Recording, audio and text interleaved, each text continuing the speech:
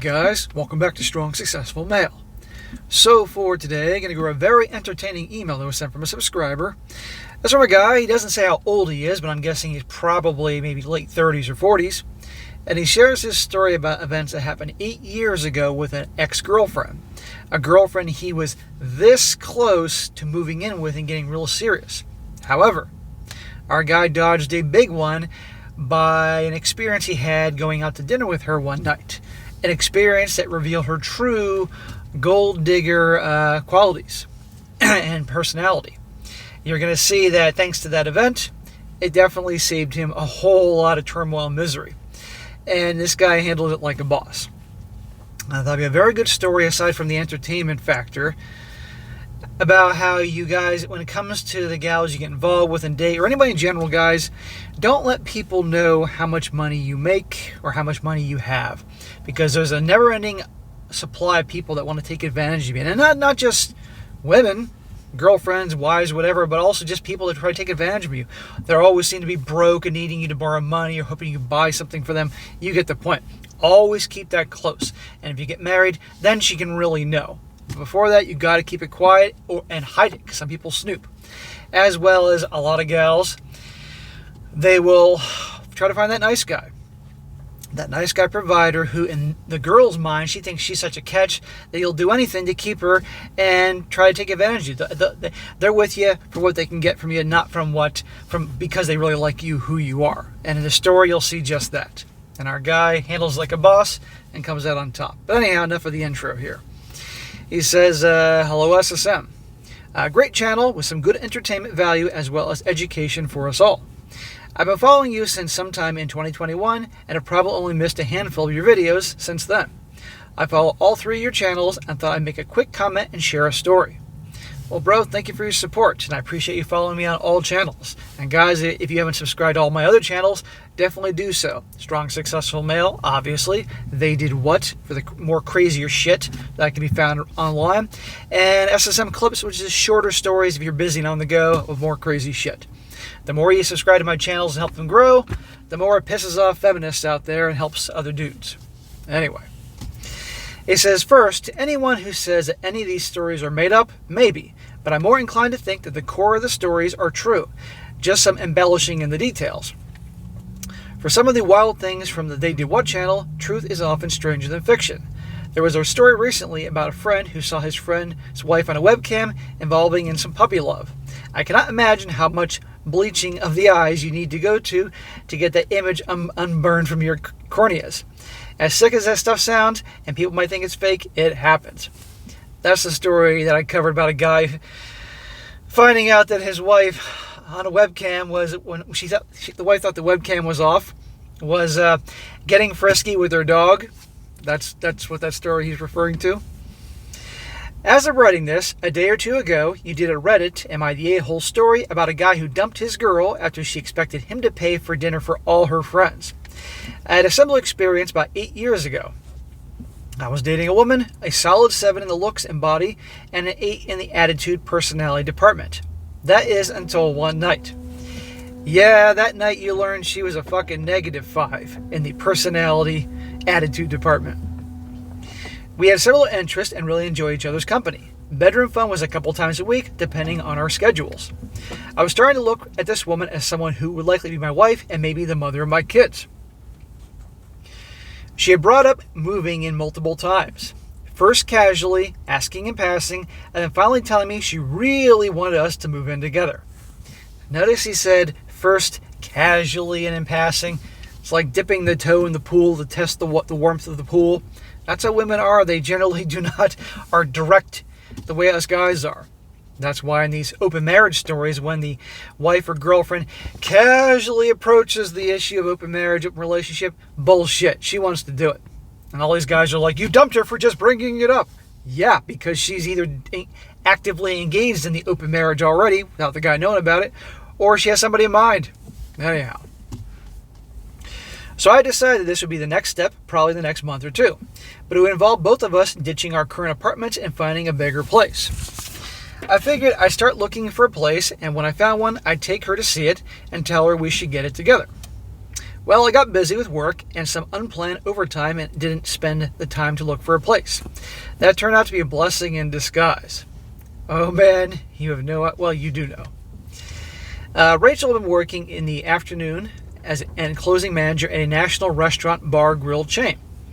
She had graduated with a business degree and also got her MBA. She had been applying for jobs, but no interviews or offers. One day, she did get an interview that led to an offer. She called me up accepting the job. Or she called me up after accepting the job. She shared the good news. She'd be doubling her current salary and working days instead of nights. Hey, sounds good. Tonight, Rachel wanted to celebrate with me. She asked if I would meet her at an upscale steakhouse downtown. She already made a reservation. I congratulated her and told her how proud I was of her. I asked if she wanted to wait until she got her first paycheck, as I knew money was tight for her, but she insisted we celebrate tonight. I happily agreed to meet. Yeah, you want to wait till you get some money because money's tight? Oh, no. Put on the American Express or something else. I was very pleased she'd gotten this new job. She was starting to get a little depressed and was really getting discouraged. I would give her pep talks and told her not to give up. I would also get on her about sending out resumes, etc. Did you send your resume? Did you follow up? I'd help her look online for companies that I thought would be a great fit for her. Okay, you were an encouraging boyfriend. That's good. That's a good thing. But notice he really had to give her a kick in the pants to get her going here. And notice this is around the same time period she'd been pushing to move in together. And I might add, this guy does well for himself. I want you to remember these little details as we get into the story. Since this dinner was last minute, I had to run home, shower, and put on something other than jeans and a polo shirt. It was another 30 minutes drive downtown. I arrived about 20 minutes late. When I got there and was ushered to the table, I discovered it was not a quiet, intimate meal with my girlfriend, but her mom, her sister, 4 other girls from her current circle of friends, and her friend and former roommate from college. So there's like 9 of you? 8 or 9 of you? I'm just glancing at the numbers here. What happened to you and her celebrating? Now you and 7 or 8 other different women clucking hens. That's my personal idea of hell. I was sat across from Rachel, not next to her. That's strange. The women were already having a grand old time. I'm sure most of them had already consumed at least a couple glasses of wine or cocktails. Rachel's sister was on one side of her and her former roommate the other. I asked if one of them would trade places with me. Rachel spoke up and told me I'd be fine where I was, seated next to her mom. You're about to move in together. You've been pushing her to get this job. She invited you out, and she can't even sit next to you. And you can see where this guy, his importance in the grand scheme of things are, but his ultimate importance will be revealed soon enough. It began to dawn on me that I was probably the last of those sitting at the table to know that she had gotten the new job, and inviting me may have been an afterthought. The steakhouse has an a la carte menu. The $65 peppercorn sirloin is just that. A steak for $65. You want a salad? That's $15. How about a potato or vegetable? That's another $15. I'm willing to bet that this sounds like Ruth Chris Steakhouse. My mom and dad love to go there about once or twice a year, usually around Christmas. A couple days before Christmas, they invite me, my sister out. We go to the Ruth Chris Steakhouse. Damn good food. But yeah, that's the kind of money you're talking about there. Now, I'm not a cheap person. I drive a nice car, have nice things. The thing with steak, I know how I like mine cooked, and I want to cook it myself. Also, for the price of the steak, it should come with a BJ from a pretty cute blonde bartender. The dinner was good. Was it $110 worth it or good? Probably not. I would rather have gone to the Texas Roadhouse for a 12 or 16 ounce prime rib, but this was Rachel's night to celebrate, and this is where she had selected. Of course she selected this place. When the bill came, Rachel grabbed it up and put it in front of me. Now we know why you're invited. I decided to have some fun. I was planning to pay for her dinner, since I made more money than she did, even after her getting the new job. I pushed it back to her, and I jokingly told her, "Oh no, you invite me to dinner, you get to pay." Crickets. She stopped me mid-sip of her wine and informed me that since I was the man at the table, that I was obligated to pay. What a load of crap. You know, they're all about empowerment and that the gals can do anything a man can do until it is time to shovel some snow. You all people that lived in the snow regions know what I'm talking about here. Or pay the dinner bill. The man's obligated to pay. Kiss my ass. He says 8 people times $100 per person plus at least 20% tip comes to $960. That didn't include the wine and the cocktails. Yeah, throw in another $400 there easily. I told her I was happy to pay for her meal, but I would not be footing the whole bill. The jovial celebrants had become a bit more serious as the bill was discussed in front of them. She told me that I could easily afford it, then announced to her guests how much money I made. What the fuck? Now, upon reading this the first time, I'm thinking to myself, why the fuck did you tell her how much money you make? And all these other things there. But we're going to find out in a second that wasn't necessarily the case. Somebody was snooping. This is why, guys, you don't tell people how much money you make, how much money you have, your net worth, the balance of your 401k or Roth or your brokerage accounts, all those types of things. Sure, they can look at your car, they can look at your house or condo and do some homework, but, you know, a lot of people could have a house or car, but, you know, the bank owns 90% of the fucking of the house, if you will. And the Ford dealership, the bank owns your car, whatever you have, you know. A lot of people will put up a show and they don't have 2 nickels to rub together. But still, something tells me that she's with this guy for what he can provide. This really ticked me off. A couple months back, when she was at my place, she asked to use my computer. When the laptop fired up, my payslip was on the screen. She had made a big deal about it, as up to that point, she had no clue how much money I made. I never intended for her to know my salary. There you go. So I'm glad you didn't tell her. And thank God, like, the balance of your brokerage account or 401k wasn't up there as well, although I wouldn't put it past her for digging. I politely informed her how much or how little I made was not the issue. I would pay for our meals only. She told me I was being an asshole. No, you, sweetheart, are being the asshole here. You and your whole fucking club here. Her mother, and I should say her divorced mother, told me with the money I made, her daughter should never have to pay for anything again. All the women at the table were starting to quip their agreements. Well, of course they're going to agree. They don't have to, God forbid, pay $100+ each. How could anybody think that? One of them told me I should be ashamed of myself for even opening my mouth about the cost. So, do you think these gals see this guy as an alpha? A guy they can respect? Or do they see him as a beta who they can take advantage of? What is the perception these women have of this guy? Think about it. You know, we teach people how to treat us. No offense to the guy writing in, but there are probably things he said and did that girlfriend's interpretation was that she and her girlfriends could push him around. Remember that.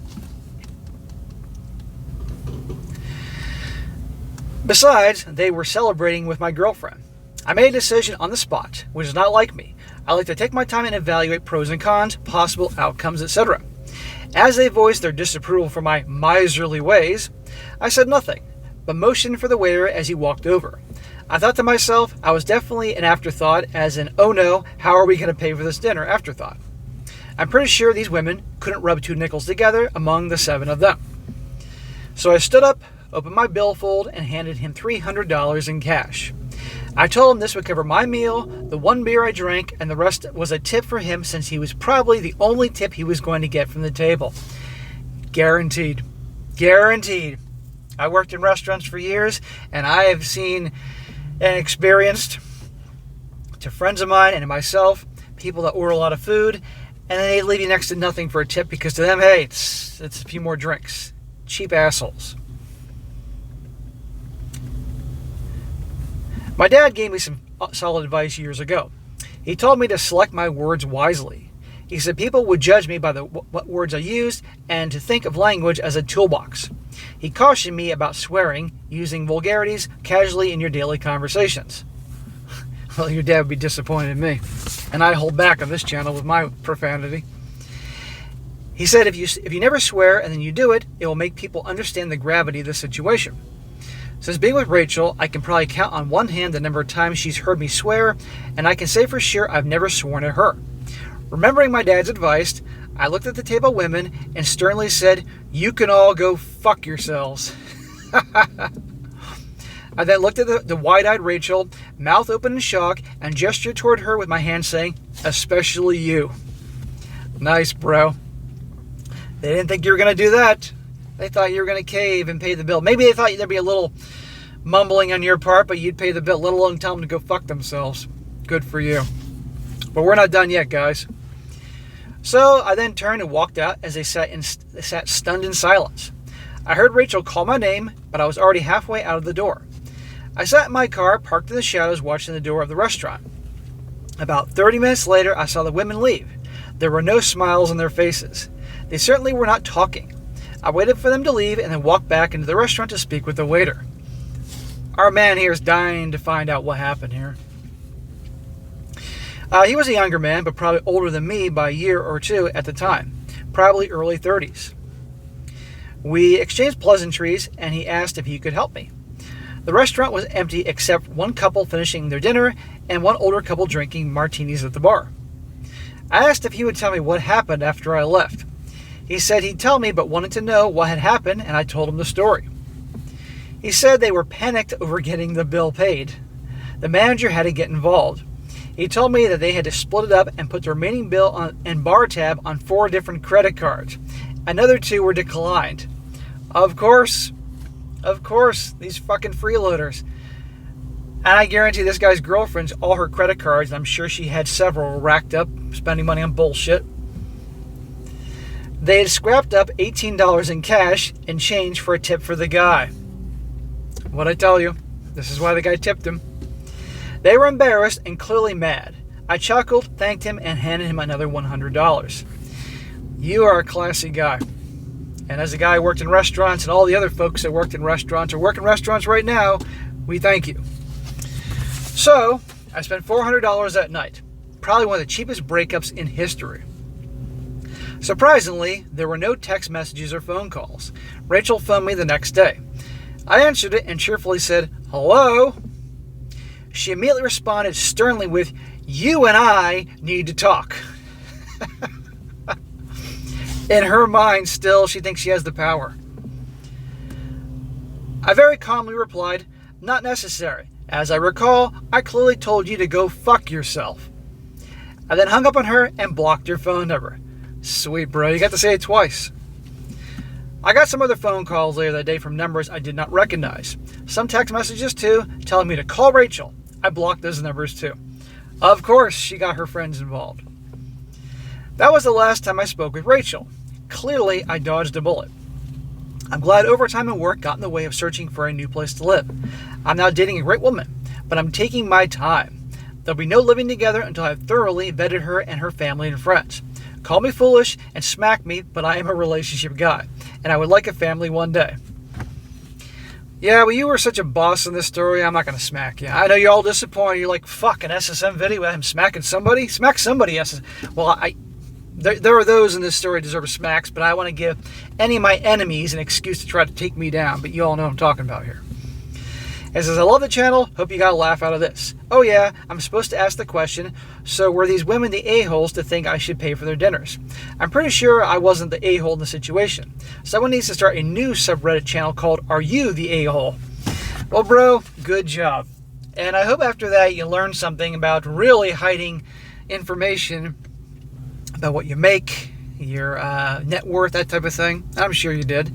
As well as maybe taking a look at yourself and say, where there's some things I was saying or doing that made her think that she could pull a stunt like this. Because clearly women know darn well who they're dealing with here. And her sister and her mom and all her hoe bag friends, their broke hoe bag friends, think they could pull something like this. These are important things to remember, guys, because believe me, if they saw this guy, if their perception of him was as a true alpha not to mess with, they wouldn't have pulled this shit. But they saw him as someone they could walk all over. So I'm really glad it worked out, and thank God you obviously got busy and didn't get an apartment with her. But I'm thinking she was taking her sweet ass time trying to get a job, hoping that you move in together, because she was pushing about moving in together. And once you moved in together, then you're paying pretty much all the bills, because of course in her mind you make so much money that you should pay for everything, because, you know, why should she have to pay for anything? And I also want to point something out here. He described her as a 7. Now, looks are in the eye of the beauty's in the eye of the beholder. You know, a 7 to him may be a 5 to you, or a 7 to him may be a 9 to you guys. But regardless, a 7. And yet she was going around like she was a fucking 10. This is what we're dealing with. And I know this was 8 years ago, but not much has changed then. So, gentlemen, be careful about this. Keep your mouth closed about what you make and how much you have and all those other things like that, and watch your behavior. But good freaking job. And this is why he said he was going to move in with her after a year and a half. This is why you spend years getting to know your girl. Years. And you only move in if you're going to get married. So a year and a half ain't nearly enough time. You need to spend a lot of time with them to get to know them, their family, their friends, because clearly this is the first time you met her family and friends. There you go. There you go. All right, guys, that's it for today. Be sure to comment down below. Let me know what you think about this. Give this guy a shout out for handling this quite well. And guys, you got a great story you want to share, definitely get on your freaking keyboards and type it up, and I'll cover it if it's a very good one. And be sure to like the video, share with your friends, and subscribe. And I'll catch you next time.